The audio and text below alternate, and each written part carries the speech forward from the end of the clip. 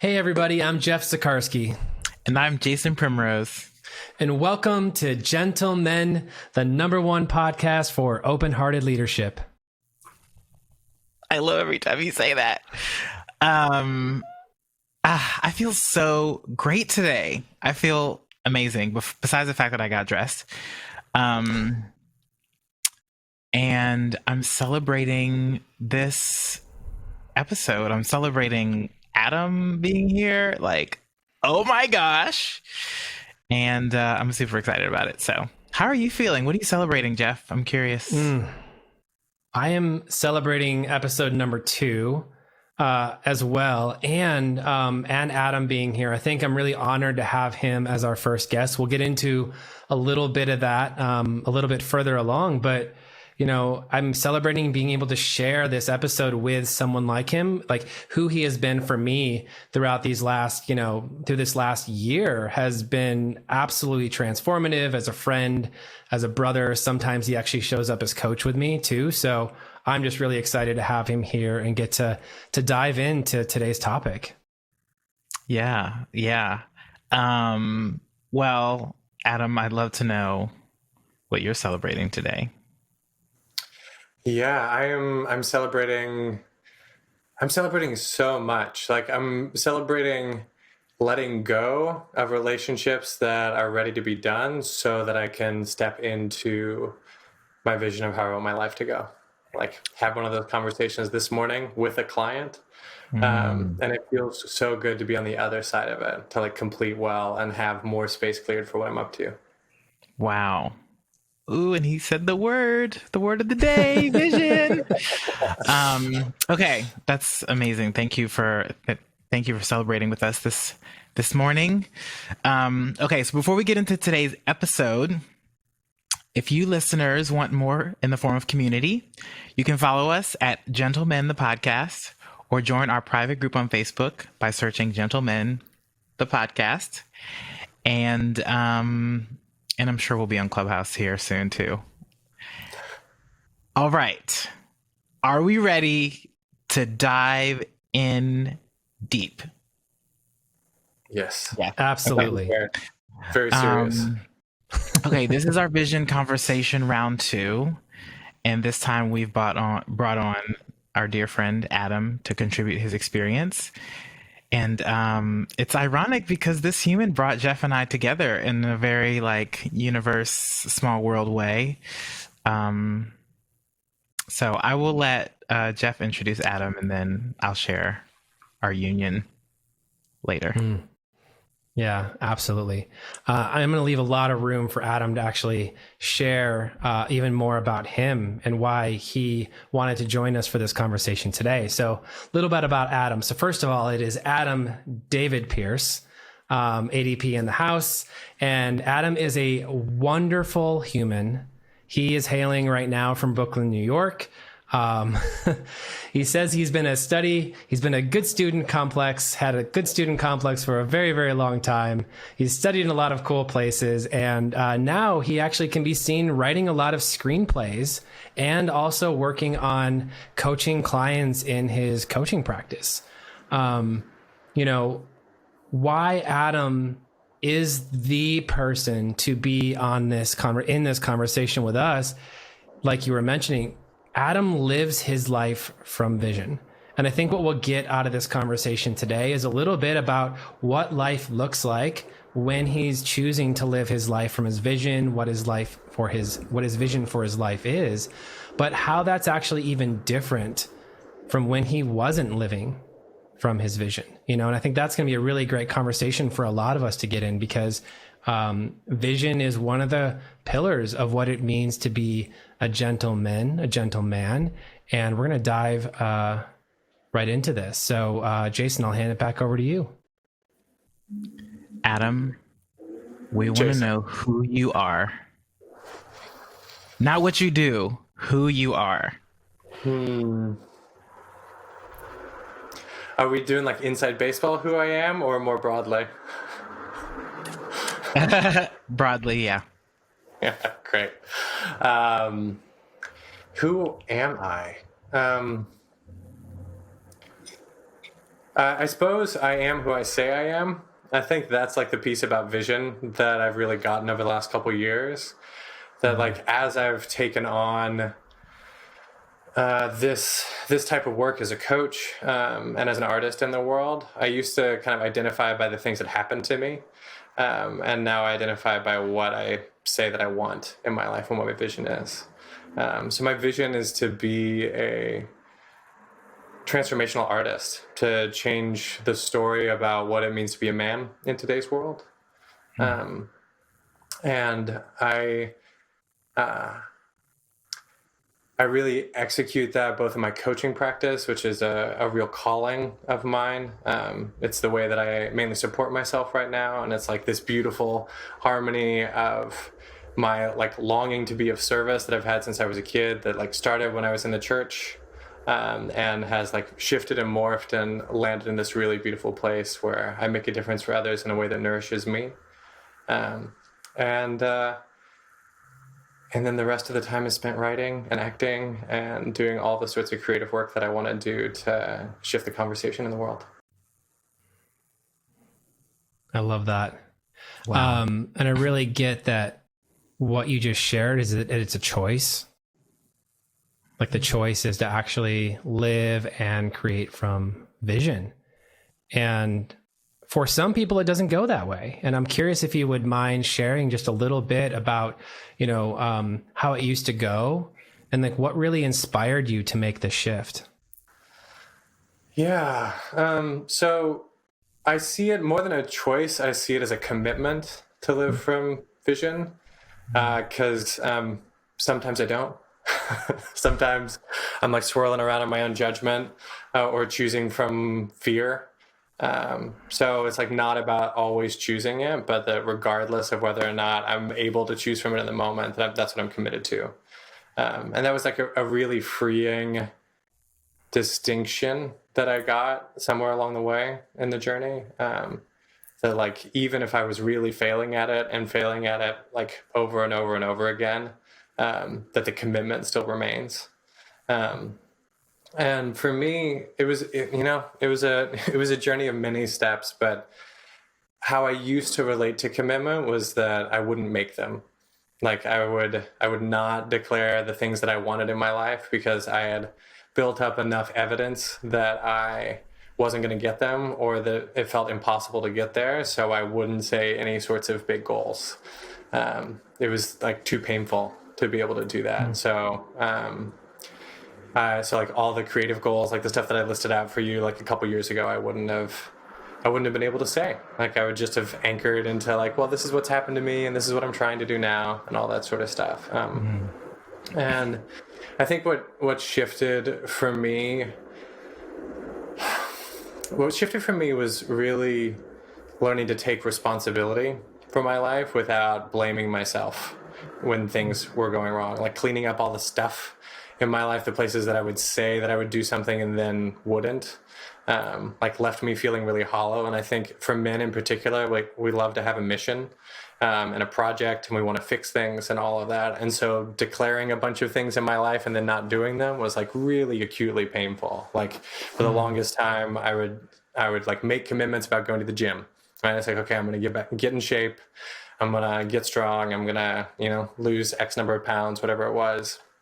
And then when that wouldn't happen, I would just like beat myself up endlessly and shrink down and just be in this cycle of, well, I made this commitment last time to go to the gym and it didn't work. So I'm not going to expose myself to the pain of making the commitment. So I'll just like try.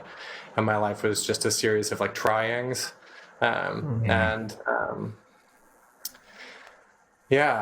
doing like the cleanup work of like, okay, what is it that I actually want? What is it that I actually want to commit to? What are the goals that I really have here, like for my fitness?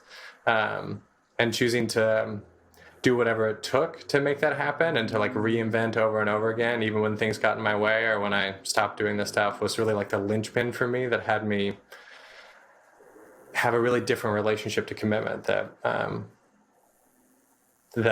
I've used to transform my whole life. Okay. I love that you went to fitness, and I want to go to artistry. And this is it because we are all artists, practicing artists. We are living in our art. I would love to know more about how you not having a vision for your art and that transformative experience that you want now to bring to the world. Like, what was it for you before that had it not going the way that you wanted it to go? Yeah, my inner critic was just an asshole, like just like beat the shit out of me over and over again. I like couldn't find my way to creating without the judgment immediately like swooping in and negating everything I put on the page, whether it was writing songs or writing stories, essays, or screenwriting, which is what I'm doing now. Like the standard that I had for it to I needed it to be genius before I wrote it down was like the threshold that I had for my art, which kept me from making anything. So that's what it was like beforehand. It was really painful.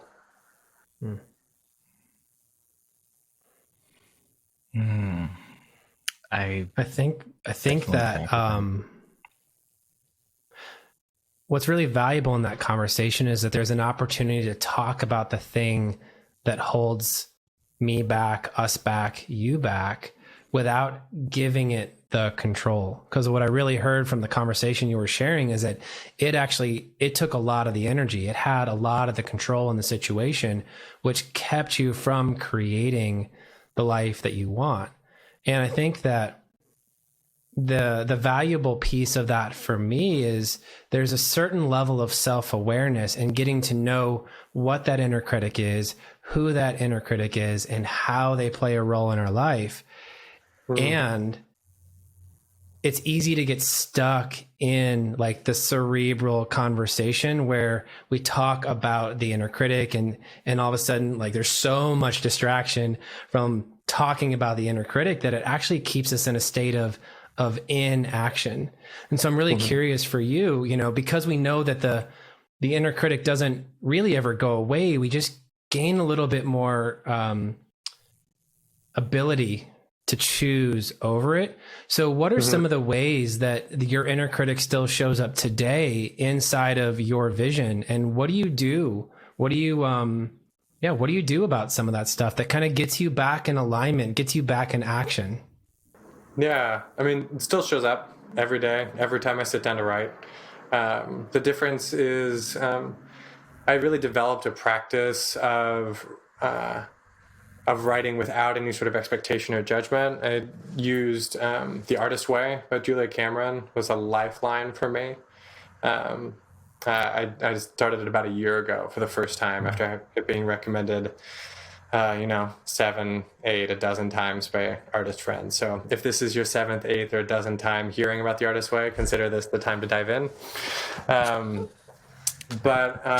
What the cornerstone of the practice is writing stream of consciousness 3 pages every day when you get up, with absolutely no intention about it being anything meaningful or valuable that's going to go out in the world.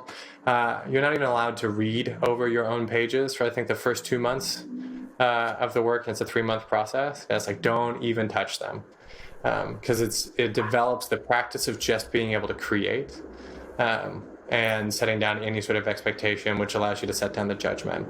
And the stream of consciousness bit is really crucial in that too. It's like, because I would write down all the judgments. Like half of those pages are like me like ranting at myself about like, I can't believe this is so fucking hard and blah, blah, blah, blah, blah, or complaints and worries about the day. Or, it's like, it's not elevated. It's not distinguished. It's not gentle.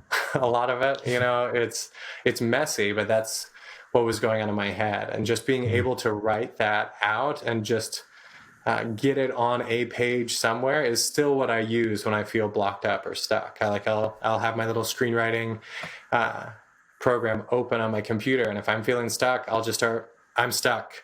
Oh my gosh, what's going on here? I'm feeling so resistant right now. Literally just like typing it out. And that practice is so liberating and freeing, because eventually I'll write to the end of it. And sometimes these days it's only a sentence or two. Sometimes I'm just like going for pages.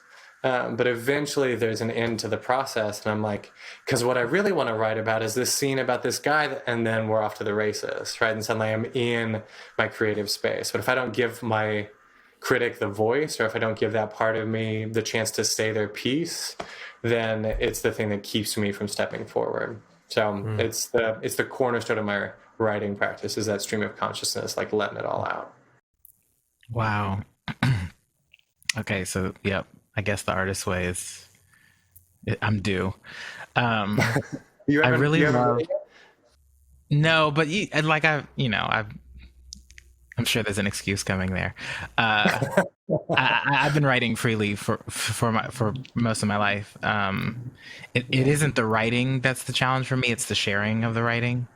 So I can write for days and be fine. It's when it comes to presenting it to the world that I start to get clenched up. Writing is my free space. It's like my most joyous, imaginative space. So I actually go there for the solace. Yeah, but that's beautiful. What I really heard in what you said too was not trying to ignore that the critic is there, and not being I can't hear you, or push you out of the car when we're driving. The critic stays with you, and it creates a holistic experience around what it is, what creativity looks like for you now. The image that I have is that my fear or my critic can be in the car, but it sits in the back seat. It doesn't get to drive, and it doesn't get to sit in the navigator's seat and tell me where I have to go. Yeah, it can be a part of the family, but that's all it gets.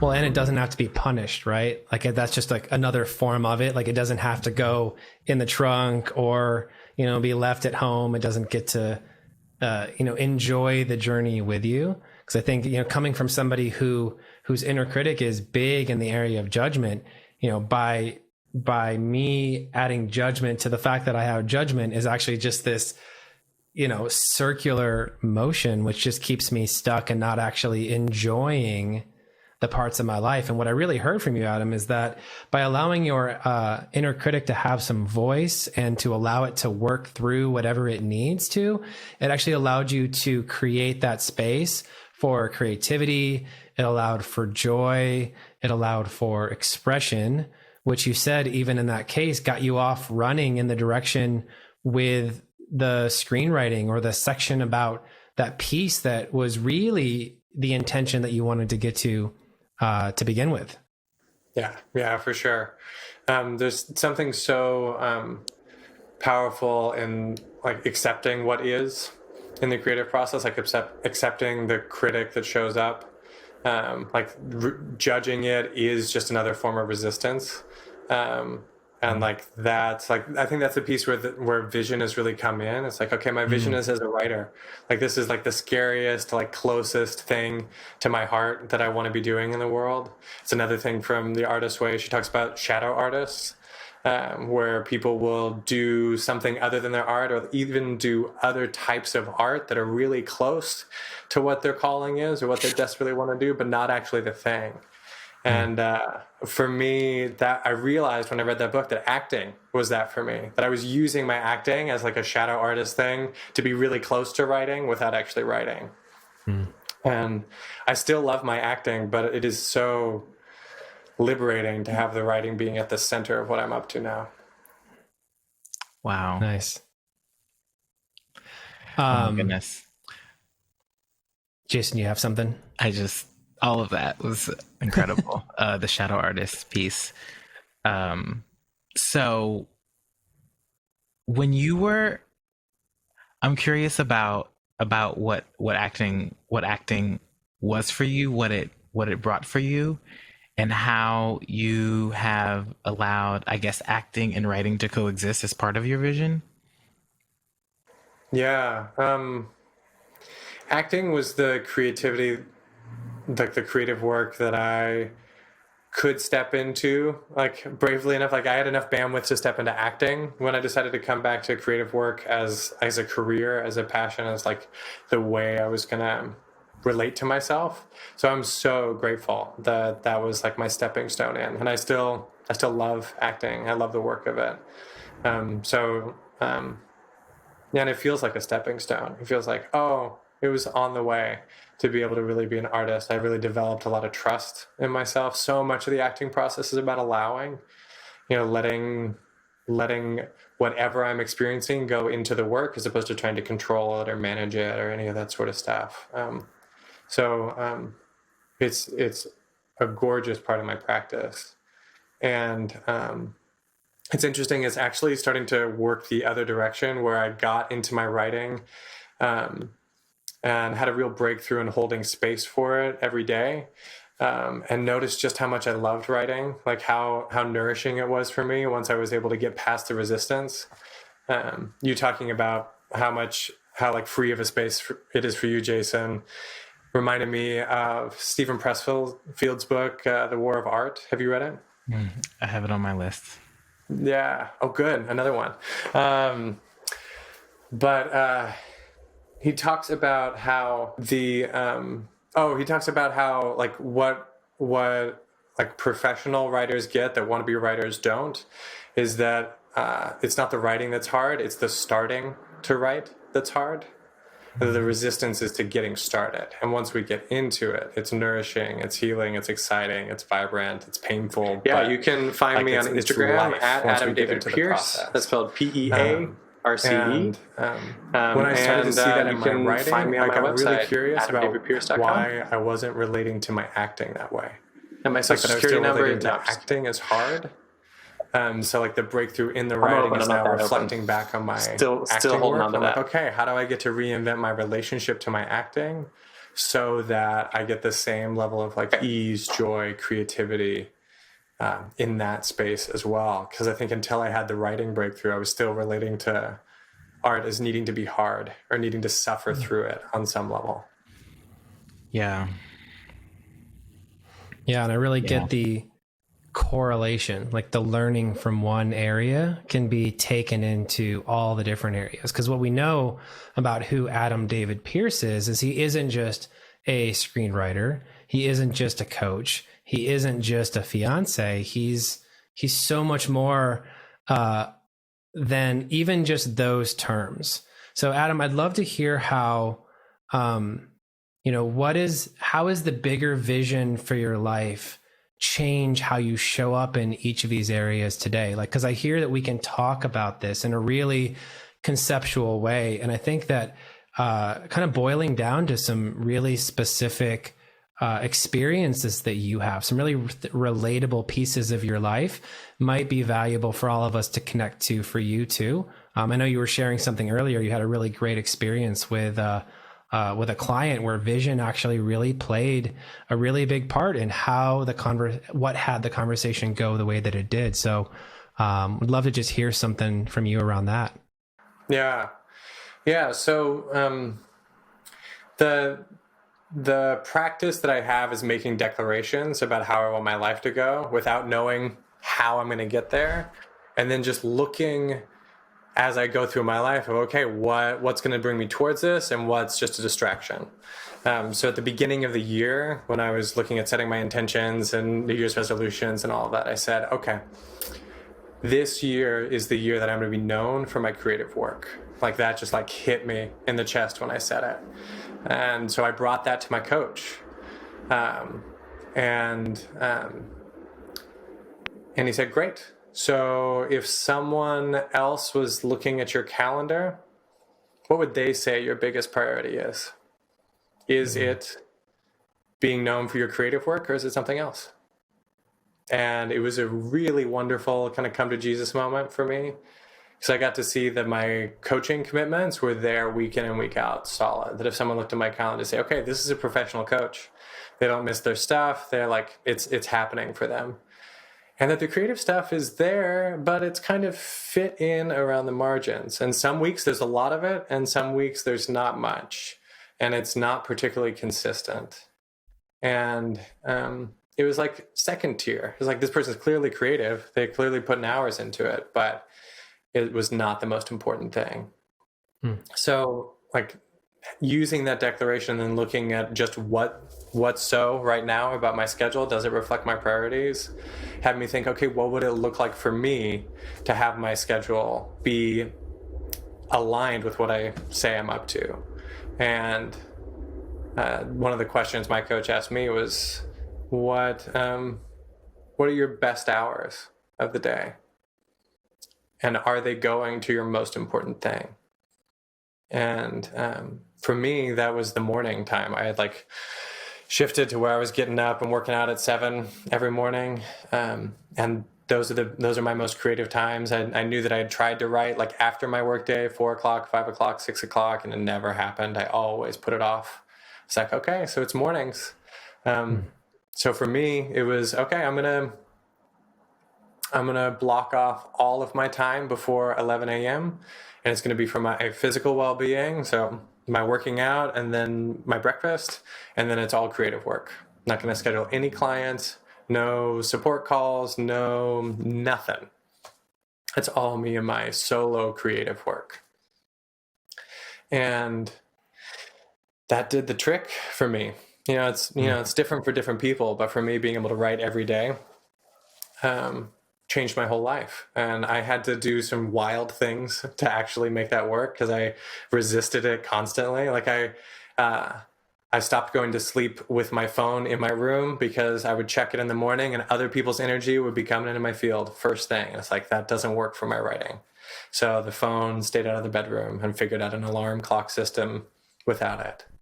And I have this little cabinet by the front door that I would check my phone once in the morning to make sure there wasn't anything urgent from like a client or something. And then it went in the cabinet and did not come out until 11 o'clock. And that was huge because I just needed to be babied. I needed to hold my own hand through the process. With my fiance, Tyla, we set up being absolutely silent until 11 a.m. so that I wasn't letting that be a distraction. And, she was great with that and understood why. So there was like no sound and I wasn't saying good morning. We weren't like catching up or any of that sort of stuff. Like I set a bunch of really like wild boundaries because I was committed to do whatever it took to establish my identity as a writer, as opposed to someone who just wants to write and is inconsistent. So all of those specifics really made a difference in establishing the pattern and the routine. And it's been 2 months since I started that. And I feel like a writer. Like I am now no longer in the story of wannabe writer or sometimes writer or should be writer. And some of those structures have fallen away. I still don't go to bed with my phone near me. Sometimes when I know I'm being squirrely, I'll put the phone in the box, but like I'm not silent anymore in the mornings. I also turned off my Wi-Fi on my computer to start too, so then no messages, no notifications could come in. Yeah, right? It's a good one, right, Jason? Yeah, and it's just like give myself every tool in the toolbox to make it happen. And then as I didn't need it, as like that identity got more solid, I didn't need the strict rules as much anymore. And I'm still not scheduling anything before 11, but actually started elbowing more space. I was like, I love this. I want more. So now most days it's noon that I reserve for my creative time. And I just am religious about not scheduling in it. So like if a client wants to reschedule, they can reschedule, but they are not getting my morning time. Like I will tack a session on to the end of their contract. I will double up next week, but it's sacred to me. And my life works because my biggest commitment is what I'm giving my best, most precious hours to. That was okay. First of all, sacred. That's sacred time. That has me wanting to look at like when are my most sacred times and what can I do to hold that space.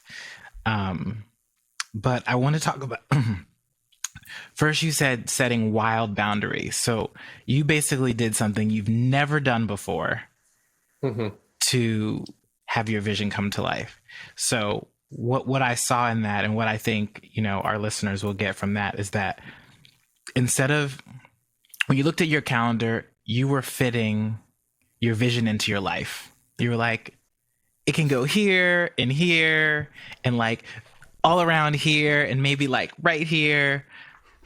And then when you really got clear on who you wanted to be inside of your creative work, inside of your passion, that you let the vision transform your life.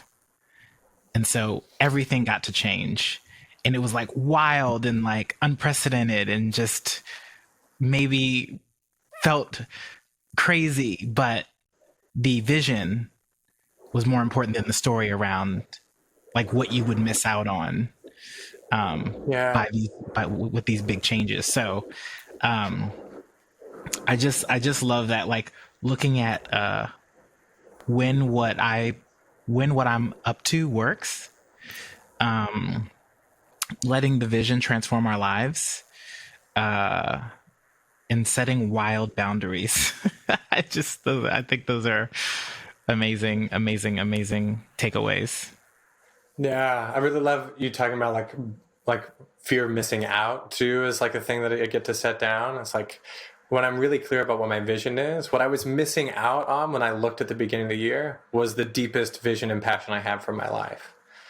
And it allowed me to set down other things that were all good or good enough. Like I didn't have any bad relationships. I didn't have any bad phone calls that I was on. There was I'd done that work to get like toxicity out of my life. But there were a lot of things that were like 6s and 7s. They were fine. They were good. I could create value in them. The people are good people, all that sort of stuff. And being willing to let go in order to choose the thing that was most important was transformational. And I also really got that I had no idea what would be easy and what would be hard as far as letting things go. Like I thought there'd be hard conversations with clients. There were no hard conversations with clients. All of them were like, that's awesome, man. Congratulations. That inspires me to do it. And then I had some friends and some groups that I had calls with that they like got super triggered by it, that I was shocked. And like, I'm still living in the impact of that and I get to be responsible for it. Like I looked at like, okay, how did I create this being messy instead of it being clean?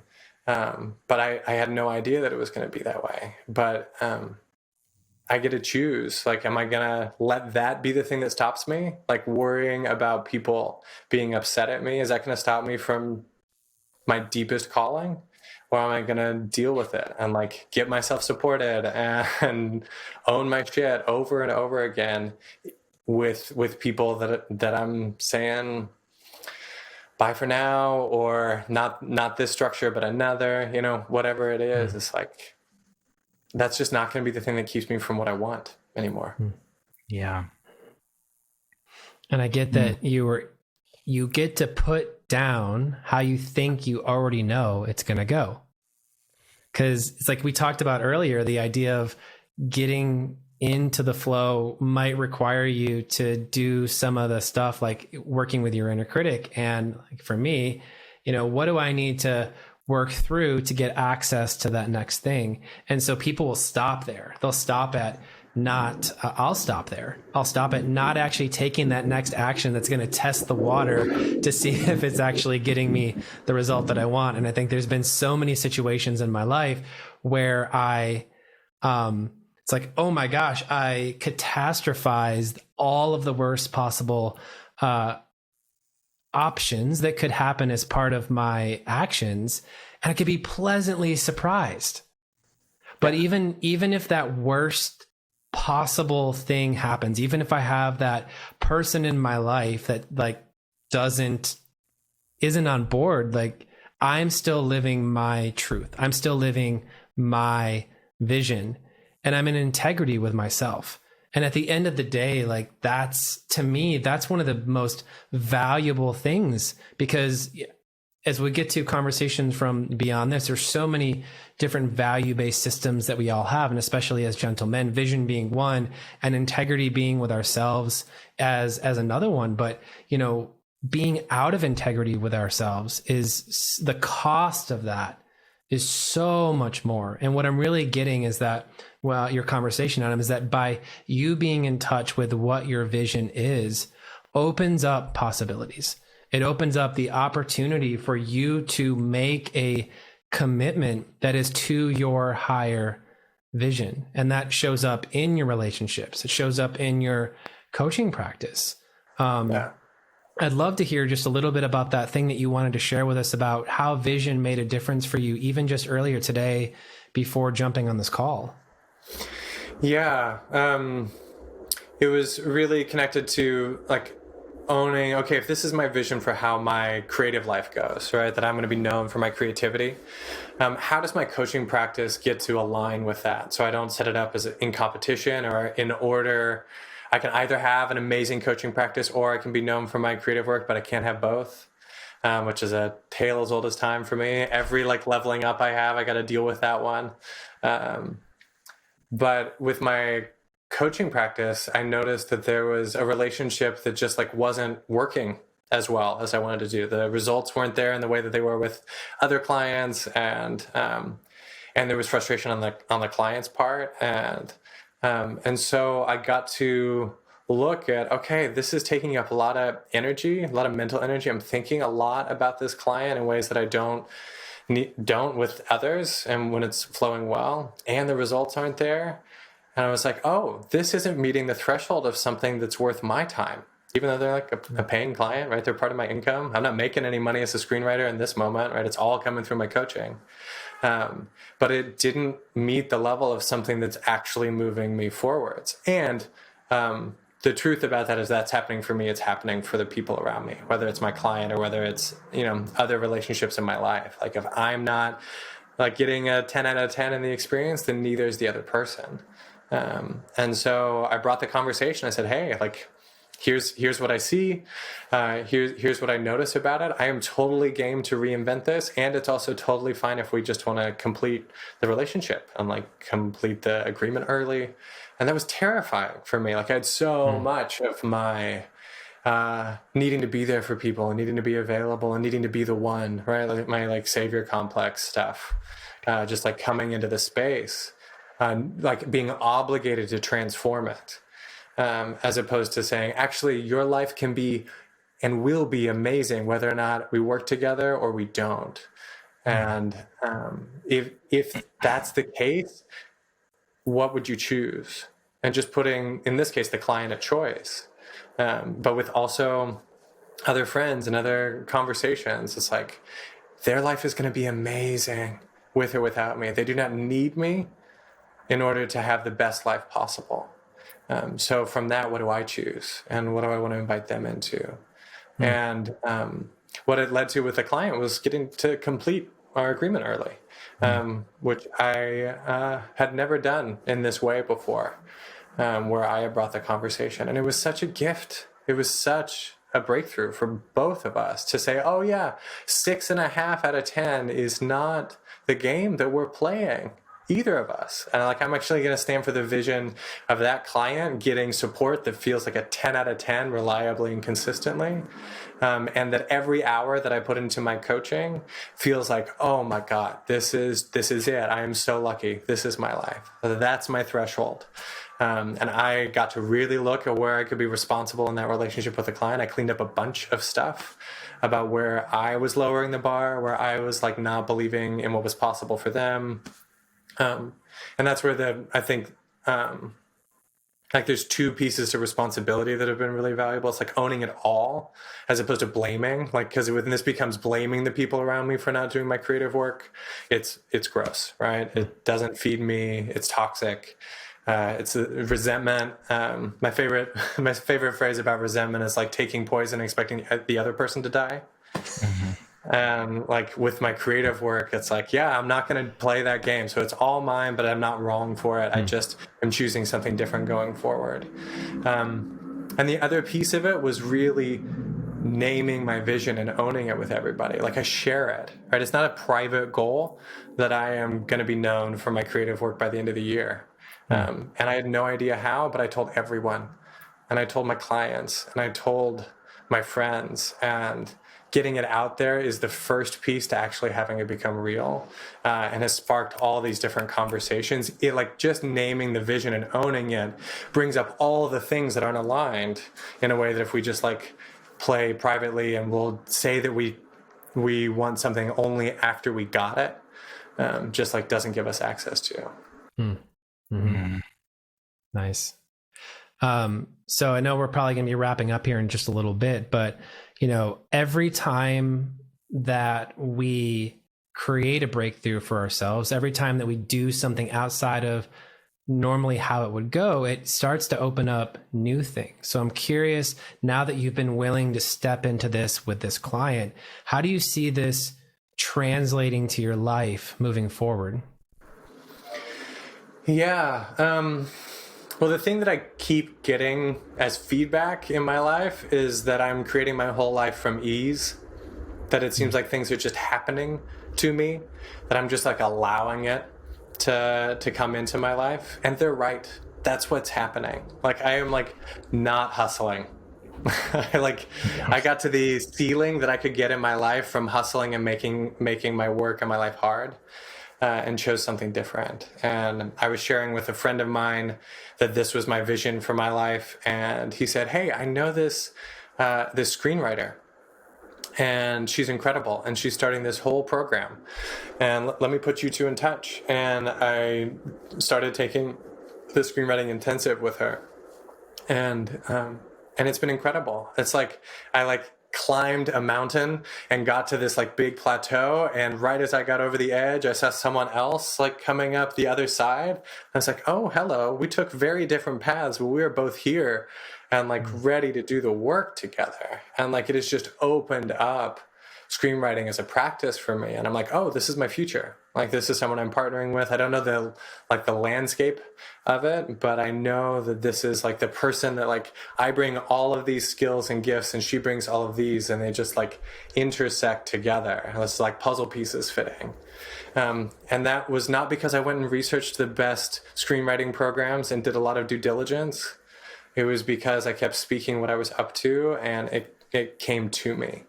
And that is just happening everywhere in my life because I'm willing to make space for it to happen. And that level of trust in myself, trust in other people, trust in the divine has been like a long-term project, like multi-year. And I wouldn't trade it for anything. I was telling my partner when this screenwriting breakthrough happened for me, I was like, "Oh, this was what all the work was for." Like, every single breakthrough, every single struggle, every single like moment of grief and despair along the way was worth it for this breakthrough, because this is who I get to be in the world. And I'm so grateful that I don't have to trade any of the breakthroughs I've had in my life around fitness or my relationship or any of that in order to have this one, but I would, because it's that significant. And I know that having this at the core is the place I get to build my life from for the rest of it. Yeah. I when you were talking, I also kept thinking about like how similar our experiences are around our creativity, and how beautiful it is that us having completely different backgrounds and identities doesn't have necessarily an impact on like how we get to be in the world, and how we get to be about like our creative work and how far we go and what gets moved out of the way. So it's really cool to like hear your experience and how you have arrived here. Because it feels like, yeah, we were climbing a mountain and I was coming up on the other side, and here we all are. Yeah, there's like just such a clearing at this place of like, oh, like it's deeply human and humanizing to be able to arrive at this place, to set down enough of my own judgment of myself and of others to just like see brothers and sisters and non-binary persons in the space around me, and to like see no stranger, and just be with people in their creative journey and trust that it's all perfect. Nice. Well, before we close out, I think one of the important things for us is to be able to share what we got And then also just see if there's anything that any of us want to take on from being in this conversation. I think that, insight without application is just a really good idea that just sits on a shelf. So I encourage everybody to be willing to take on an action. If there's something you've been stalling with, like, be willing to be that person today inside of your vision. And share with us what you're taking on. So I'd love to just go around real quick and, Adam, check in with you. Like, what are you getting from this conversation that you weren't present to before? Just a renewed sense of gratitude.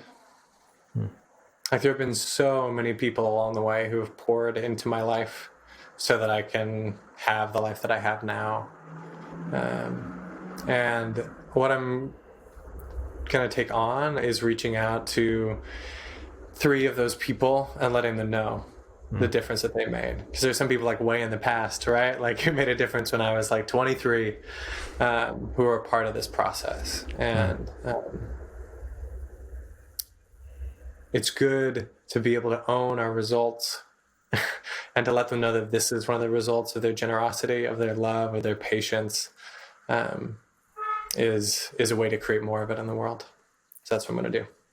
Awesome. By Friday. Yeah. So what by when? Amazing. How about you, Jason? I'm doing that too. That's really great. I have been, swept up in gratitude and also connection. This is the most Adam and I have talked, which is interesting, but I also was like, oh my God, we have so much in common. But what I really got from this conversation was wild boundaries. Like, that is the thing that is so big that I'm taking on, creating wild boundaries and holding my own hand through the process of being an author that writes books consistently. It takes me a long time to write books, but that's because I don't write every day. Especially if I finish a book, I'm like, I need a break, and I just, I take time away for marketing and things like that. But there's space for writing. And I want to take on wild boundaries, looking at the space and the time that happens throughout the day. And showing gratitude to those 3 people who have supported me in my journey. What's your by when? I'm gonna do Friday too. By Friday. Yeah. Nice. I think it's also important to recognize that you're like, I'm a person that writes books. And speaking of which, like, right now you are just finishing your Kickstarter for a book that will be hitting the shelves here. I don't know when, like the next 30, 60 to in May. So like I think it's the opportunity here is for me to recognize you as somebody that is actually writing books. Like, it's already who you are. It is who I am. And there's just a little bit of room for you to own that. Just gonna poke at you a little bit, right? Yeah. No, I am. I'm an author who writes books. I'm an author who writes Yes, you are. This is my second book. Multiple books.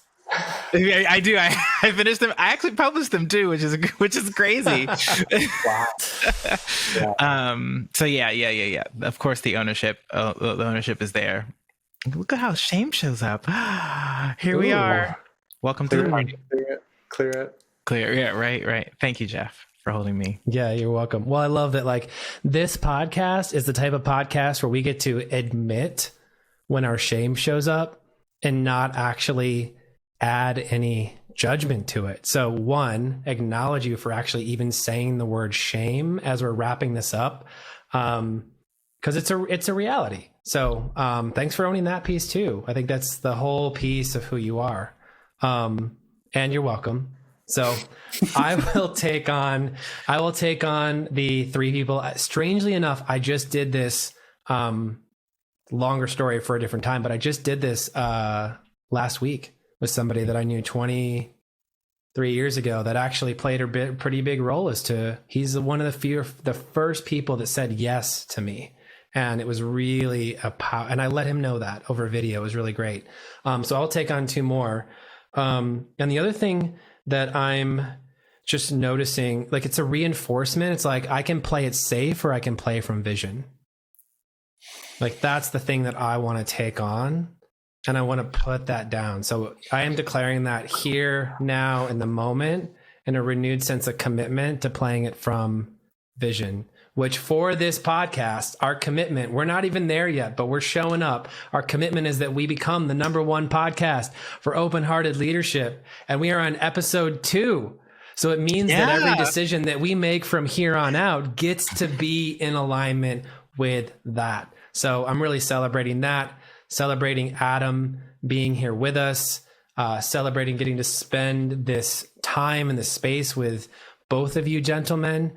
And Jason, you want to close us out and take us out of this episode? Yeah. I just want to say before you do, Jason, it is just such an honor to be here with both of you. You are 2 extraordinary men in my life that I am so grateful to know. And I'm so glad you were doing this. Like, when Jeff was the one who told me, Jason, that you guys were doing it, and I just like freaked out when I heard that you 2 were combining forces to do it. It's like those 2 puzzle pieces that just like fit together, and I just can't wait to see what you both create. And it's just an honor to be on the show. Thank you. Thank you for being here. Thank you for that acknowledgement. Yes, and thank you for that acknowledgement, and for standing for Jeff so much so that we ended up in the same room last January. Yeah. You're welcome. Such a precious experience. All right. Well, thank you again, Adam David Pearce, for joining us today. Listeners, if you got something for yourself, which we know you did, we'd love to hear about it. And we also have a place with more conversation, videos, and a space to share. There, we will champion celebration and acknowledgement of you. We invite you to step into being a gentleman today. Join our private Facebook group,